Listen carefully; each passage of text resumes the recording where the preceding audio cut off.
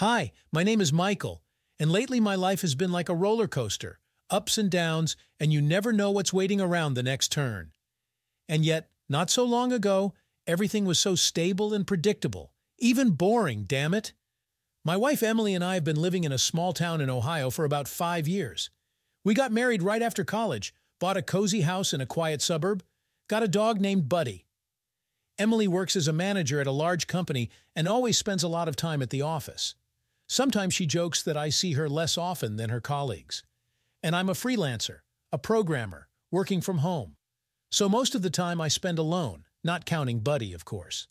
The only variety in our life is brought by visits from my mother-in-law, Catherine. She lives a couple of hours' drive from us and often comes for the weekends. And I always look forward to her visits. Catherine is interesting to talk to. She has a great sense of humor and a lot of fascinating stories in store. Not like my boring Emily, whose conversations lately have only been about work. By the way, in the years of marriage, I still couldn't fully understand how my dry wife could be born to such a bright, passionate person as Catherine. This woman in her 50s will give any 30-year-old a run for her money in terms of energy and love of life. Always fashionably dressed, watches her figure, keeps up with all the news and trends, and no boring moralizing typical of most women her age. In general, my life flowed quietly and steadily until one day Catherine came to us with an unexpected proposal. It was from this moment that all the madness began. But first things first. It was a typical Saturday evening. Emily, as always, was delayed at work, and Catherine and I were sitting in the kitchen chatting over a glass of wine. We talked about all sorts of things, laughed at silly jokes, remembered the good old days. And then Catherine suddenly says, "Listen, Michael, I have a proposition for you, even a request." I raised my eyebrows in surprise. Catherine rarely asked for anything, preferring to manage on her own. "Shoot, Cat, you know I can't refuse you," I grinned. "I'll hold you to that," Catherine laughed. "The thing is, I've started this charity event. Raising funds for a homeless animal shelter and all that, but I'm afraid I can't handle it alone. Would you help me with the organization?" "Oh, that's very noble of you, Cat," I admired.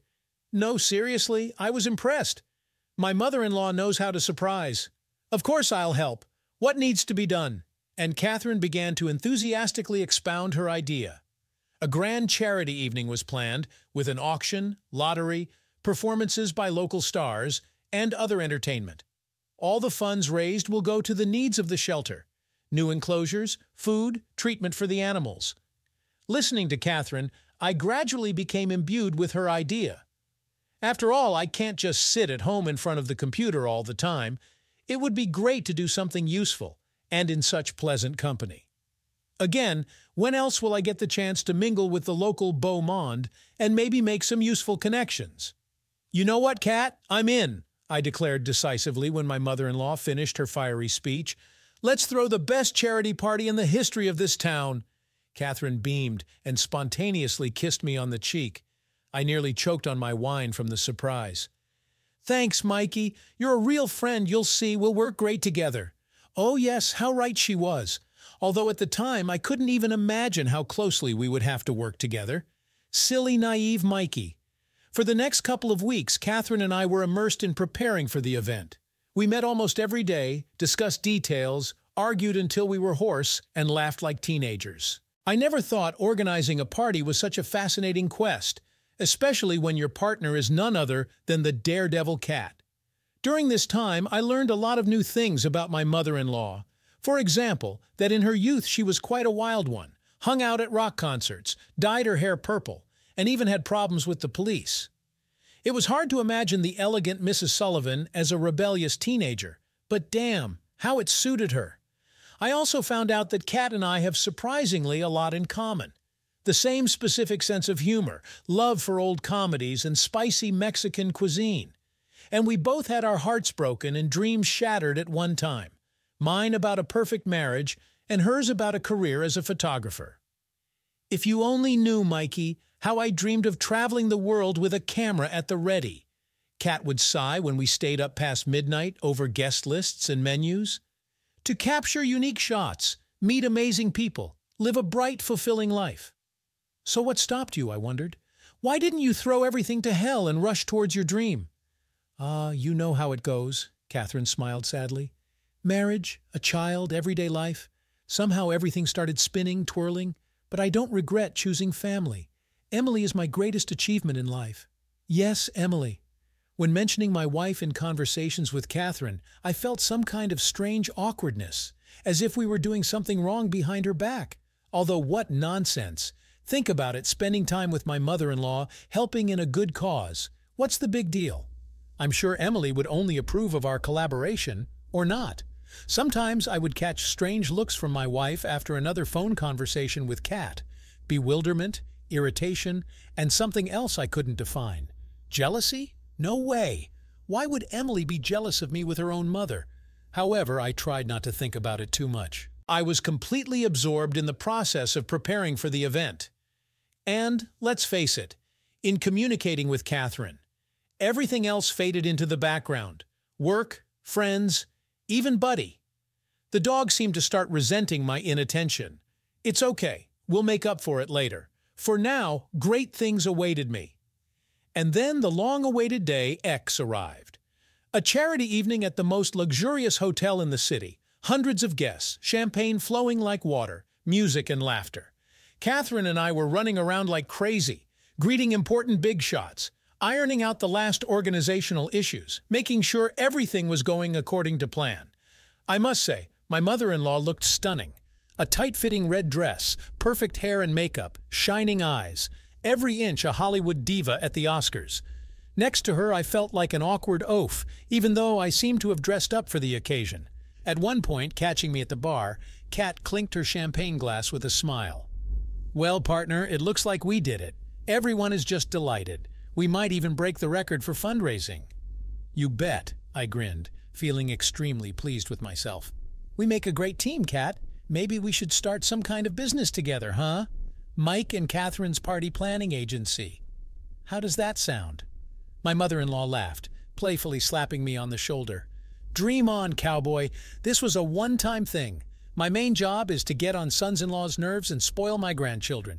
Speaking of which, when are you and Emily going to make me happy with offspring, huh? I choked on my champagne. Well. She got me good. And she knows that for Emily and me, this topic is like a red rag to a bull. How many times have we discussed it? Argued, even went to a family psychologist. I'm for it. Emily is categorically against it. Career comes first, you see. And I, by the way, have always dreamed of a big family. But try to convince our businesswoman. Apparently, my suffering was reflected on my face, because Catherine suddenly stroked my hand and sighed sympathetically. Sorry, Mikey. I know it's a sore subject for you. I shouldn't have said that. It's just, you'd make a great father. Emily doesn't even realize what she's missing out on. My eyes stung. Damn, I can't start crying now. To hide my unwanted emotions, I mockingly bowed and held out my hand to Kat. Milady, would you do me the honor of dancing with me? They say I'm pretty good at impersonating Patrick Swayze. My mother-in-law accepted the invitation with a laugh, and we began to whirl in a waltz to a romantic melody. I don't know what it was, the champagne, the festive atmosphere, or those strange sparks that had long been flying between me and Catherine. But my head was spinning like crazy. My mother-in-law pressed closer and closer to me, enveloping my neck with her hot breath and tickling my chest. At some point, I forgot where I was and who I was. There were only the two of us, the music, and the crazy, frenzied desire. And then Catherine suddenly froze and looked into my eyes with a mischievous challenge. Well, maybe we should continue in a more private setting. There are some nice rooms here. I can arrange it. I think I mumbled something incoherent, nodding and letting Catherine lead me to the elevators. A single thought pounded in my head. To hell with it all. Now there will be what I've secretly desired for a very long time. I did desire it, didn't I? No sooner had the door of the room closed behind us than Catherine pressed her lips to mine in a greedy kiss. I think we broke and dropped something on the way, whatever. I vaguely remember us falling onto the bed, feverishly undressing each other. I think I tore the clasp on Catherine's dress, and she ripped off half the buttons on my shirt. The kisses became more and more frantic, the caresses more and more explicit. When our bodies finally merged into one, reality ceased to exist altogether. There was only us, intertwined in a wild primal dance, and fireworks exploding behind closed eyelids. I think I was whispering something, breaking into hoarse moans, some nonsense about how long I had wanted this, how Catherine was driving me crazy. And she just whispered back, "More, Mikey. Yes, like that." I don't know how long it lasted. Time seemed to have turned into an endless viscous ribbon. I only remember how we went over the edge again and again, tangled in a hot knot of sweaty bodies and hoarse cries. And then we would fall onto the crumpled sheets, only to start all over again a minute later. At some point I fell asleep, exhausted, drained, and absolutely incredibly happy. The last thing I remember is holding Catherine's warm, relaxed body close to me, burying my nose in her fragrant hair. My cat, now definitely mine. Morning is never kind. Remember that expression? Well, don't believe it. Morning is not unkind. It's simply catastrophic, especially if something out of the ordinary happened the night before. I was awakened by the slamming of the door and a hysterical female scream. Barely opening my eyes, I realized two things with horror. First, Emily was standing in the doorway with a face distorted by anger and pain. And second, in my bed, pressing her whole body against me, lay a completely naked Catherine. Holy shit, we're screwed. "Emily," I croaked, trying to simultaneously pull up the blanket and move away from Cat. "What are you doing here? What am I doing here?" shrieked my better half. There were angry tears in her eyes. "That's what I should be asking you. What the hell are you doing in bed with my mother?" Catherine also woke up from the noise and now blinked in confusion, looking at her daughter. Then she shifted her gaze to me, to our revealing pose, and her face twisted into a grimace of horror and shame. "Emily, honey, it's not what you think," Cat started, trying to cover herself with the edge of the blanket. "Oh, really?" Emily said venomously. "And to me, it's exactly that. My husband and my mother conspired behind my back and got up to hanky-panky. How disgusting!" "Hey, take it easy," I bristled, starting to boil. "Okay, I'm guilty, I admit it, but it's not for her to judge me." "You'd think you're so holy yourself. You're always at work. Not a kind word from you lately? And when I needed support, help, where were you? Cat understood me, helped me." "Oh, so that's how you're singing now," Emily flared up. Tears were already streaming down her cheeks. "So it's all my fault, that my own husband couldn't find anything better to do than to console himself in the arms of my mother? Well, thanks a lot, lovebirds." With those words, she spun around and flew out of the room, slamming the door loudly. Catherine and I were left sitting on the bed, staring at each other in shock. But the very next second, my mother-in-law jumped up and began to dress feverishly, muttering under her breath, "God, what have we done? Emily will never forgive me. What a nightmare." "Cat, wait." I tried to grab her hand to stop her. "Let's talk, discuss everything. We're adults, we can figure it out." "No, Michael." Catherine cut me off, pulling her hand away. There were tears in her eyes. "What happened was a huge mistake. It shouldn't have happened. I can't imagine how I'll face my daughter now. No, I have to leave. I'm sorry." With those words, she ran out of the room, leaving me in complete confusion and with a tangle of conflicting emotions. What do I do now? How do I explain to Emily what happened? And most importantly, how do I sort out the crazy tangle of feelings that was raging inside me right now? I fell back onto the pillows with a groan, covering my face with my hands. So much for charity, damn it, I've really stepped in it now. And something told me that dealing with the consequences would take a very long time. The next few days turned into a real hell for me. Emily announced that she was filing for divorce and moving back in with her mother. However, judging by the information from mutual acquaintances, she didn't go to Catherine either. The latter seemed to have vanished after what happened, not answering calls. I paced around the empty house like a caged animal beside myself. I tried to call both my wife and my mother-in-law, to no avail. Both seemed to have conspired to ignore me. Even Buddy looked at me with mute reproach, like, "What have you done, master?" The worst part was that I couldn't sort out my own feelings. I knew I had screwed up royally, ruined my own marriage and relationships with loved ones. And at the same time, I couldn't forget that crazy night with Catherine, that feeling of absolute euphoria and unity. As if I had found something important that I had been missing all these years, and now I had lost it again. Friends, the ones who hadn't turned away yet, advised me to get a grip, to try to make up with Emily. Like it happens to everyone. Passion fades in marriage over the years, so you're tempted to stray. But if you admit your mistake, repent. Maybe everything will work out. The wife seems to love you. She should understand and forgive. But I myself was no longer sure if I wanted to return to my old life. Yes, I screwed up. I acted like a complete asshole. But maybe it was a sign? A sign that my marriage to Emily had long been cracking at the seams, and a banal affair with my mother-in-law was just the last straw. That for many years I had been living someone else's life, adjusting to other people's expectations and ignoring my own dreams? Tormented by these thoughts, I dialed Catherine's number. I listened to the ringing for a long time, not believing that she would pick up. But suddenly, on the other end, a tired but so familiar voice said, "Michael, why are you calling?" "Kat, we need to talk," I blurted out, afraid that I wouldn't dare.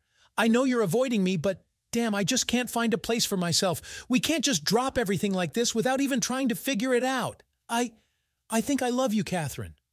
There was a long silence on the phone. Only Catherine's heavy breathing could be heard. Finally, she sighed and said with a bitter chuckle, "Oh, Mikey, what are you doing? No need for sorrow." "Kat, please," I begged. "Let's at least meet, talk frankly, and then whatever happens, happens. I'm begging you." Again a long pause, and then Catherine suddenly said resolutely, "All right, today at 6 at the same hotel. I hope Emily won't find out, and we can discuss everything calmly." Having agreed on a meeting, I felt as if a multi-ton weight had been lifted from my soul. Maybe not all is lost yet. Maybe together we can find a way out, a solution that will work for everyone. In any case, I have to try. Sitting and feeling sorry for myself is not an option. At the appointed hour, I entered the already familiar hotel, feeling my heart pounding like crazy. Fear, excitement, anticipation, all mixed into some kind of crazy cocktail. As I went up to the right floor, I mentally rehearsed the speech I was going to deliver to Catherine. But as soon as the door of the room opened, all the words flew out of my head at once. Emily was standing on the threshold, pale with eyes red from tears but surprisingly calm. Seeing me, she only smiled bitterly and stepped aside, letting me in. "Come in, since you're here." Not understanding anything, I walked into the room and froze dead in my tracks. Catherine was sitting on the bed with a lost, miserable look. Next to her stood an open suitcase. What does all this mean?" I finally found my voice. "Haven't you figured it out yet?" Emily snorted, sitting down in a chair and crossing her arms over her chest. "I know everything, Michael. About your little dirty secret, and about your meeting today, too." I went cold inside. How? How did she find out? Was she following me? Hacked my correspondence? However, what difference does it make now? "Emily, listen," I began, taking a step towards my wife. "I know you're hurt, you're angry with me, and you have every right to be. I'm guilty before you, very guilty, but what happened? It's not just an affair. Your mom and I think we have feelings for each other." Emily raised her eyebrows and shifted her gaze to Catherine. The latter shrank on the bed, lowering her head. Well, feelings, you say? And you, Mom, do you think so too?" Catherine was silent, crumpling the edge of the bedspread in her hands. I saw her shoulders trembling and barely restrained myself from rushing to her, from embracing her, but I understood that it would be inappropriate now. "Well," Emily said after a pause in an even, colorless voice, "in that case, I think it would be better if you left, both of you, right now." "What?" I was taken aback. "What do you mean leave? Where?" "Anywhere," my wife shrugged. There was such pain in her eyes that I felt physically ill. "Since you have such a great love, you'll be fine anywhere, and there's no place for you here anymore. I won't be able to see you every day and remember what happened between you. It's better for you to disappear from my life." "But Emily," Catherine pleaded, finally lifting her tear-stained face. "Baby girl, forgive me. I didn't mean to. I didn't think it would turn out like this. I beg you, don't send me away. Give me a chance to fix everything." "You can't fix anything." Emily cut her off, and then I realized she was right. Catherine and I had destroyed everything we had. It was naive to think that I could just easily return to my old life as if nothing had happened. Or that Emily would be able to put up with my presence, constantly tormented by thoughts of whether I had spent another night with her mother. No, it's time to grow up and accept the consequences of my actions. I screwed up. I have to deal with it. And if the only way I can ease Emily's suffering is to get out of her life, well, I guess that's the right thing to do. "Okay," I said hoarsely, lowering my head. "You're right, Emily. We can't stay here. Too much has happened between us, and hasn't happened. I'm sorry I ruined our family. You didn't deserve this." My wife pressed her lips together and turned away. I saw her shoulders tense as if she was holding back sobs with the last of her strength. I wanted to go to her, hug her, comfort her, but I had lost that right. Now my place was next to someone else. Walking over to Catherine, I held out my hand to her. She looked up at me with a confused, tear-filled gaze. "Let's go, Cat. It's time for us." Catherine took a shaky breath, cast one last pleading look at her daughter. But Emily didn't even stir, staring at the wall with frozen eyes. And then Cat resolutely rose, put her hand in mine, squeezing it almost to the point of pain. Together we left the room, the hotel, our past life, into the unknown. In the car, we were silent for a long time. What is there to say? We both understood what we had gone through, what we still had to go through, but we could no longer turn back, only forward. "And what now?" Catherine finally asked in a colorless voice. Outside the window, the dreary landscapes of provincial Ohio were rushing by. "Now we start a new life," I shrugged, trying to make my voice sound cheerful. "We'll go somewhere far away, find a job, we'll do some renovations." I nodded at her suitcase with a chuckle. "And then, who knows? Maybe you'll even remember your dream of becoming a photographer." Catherine smiled sadly, shaking her head. But for the first time since the exposure, there was a glimmer of hope in her eyes, as if she really believed that we had a chance to start over. We drove on in silence, each lost in thought. I frantically replayed the events of recent months in my head, trying to understand at what point everything in my life had gone head over heels. And was the relationship with Catherine worth what I had lost? A cozy home, sweet buddy, my favorite job, and most importantly, the woman I once loved more than life, and whose heart I had broken myself. I can't say that I regretted what happened. After all, nothing in life is accidental. Emily and I had probably drifted apart long ago. I just preferred not to notice it. And the affair with Catherine opened my eyes to many things. Now I know exactly what I want out of life, and who I want to see by my side. Was this decision easy for me? Of course not. Losing your family and your old life is damn painful. But it would be even more painful to live a lie, deceiving yourself. It's cowardly to cling to the familiar and the known, afraid to take a risk and try something new. Yes, I screwed up. I stumbled. I hurt my loved ones. But you can't eternally wallow in self-flagellation and regrets. It's time to accept what happened and move on. To build new relationships, a new life, now consciously choosing the path and the companion, and to believe that everything will work out. The future is unknown for Catherine and me, a multitude of open doors that have yet to be flung open. Yes, it's scary as hell, but at the same time, it's so exciting and inspiring. Maybe we did make a crazy, illogical move, but it's the first truly serious choice in my life when I finally listened to my heart. And my heart beats in unison with the heart of the one sitting next to me now, the one and only for whom I am ready to go through any difficulties. A mature, strong woman who has taught me many important things. And the main one is that it's never too late to start over.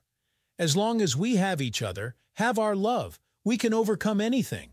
We will build a new life from scratch, and we will write a new story on it. Sad, funny, bitter, happy, our own story, which is just beginning.